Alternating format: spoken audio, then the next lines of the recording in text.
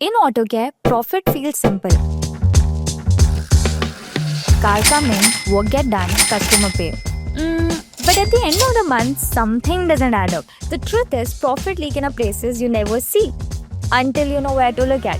That's why we started Ask Your Accountant series, a series where we uncover money hidden inside everyday operation.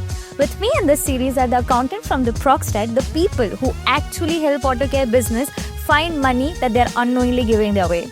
Let's start where most profit disappear without a sound. Part move fast, technician grab them, job get done. But not everything make it to the invoice. Then there's a shrinkage too. Part that exists in the system but not on the shelf. So how can we assure proper reconciliation of part in this process?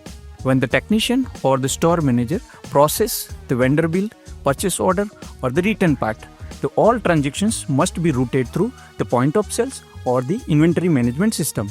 Any gap in this process can lead you the missing part and the revenue losses. Any undocumented inventory movement will result you the cost that will never captured. When we reconcile the vendor bill with the POS or inventory management system, we find the gap, missing parts, missing money, it's all connected. And vendors, they make mistake too. Yes, they do. Sometimes overcharge and the duplicate bill. So how do we stop the leak?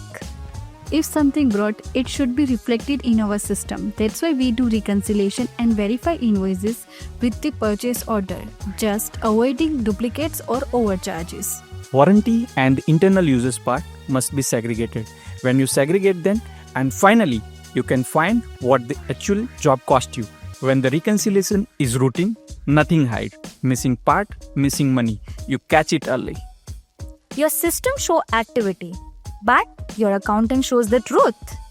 Part reconciliation isn't accounting, it's profit protection. Most shops don't lose money on big mistake. They lose on the parts that's no one watching. This is Ask Your Accountant series where small details make a measurable difference.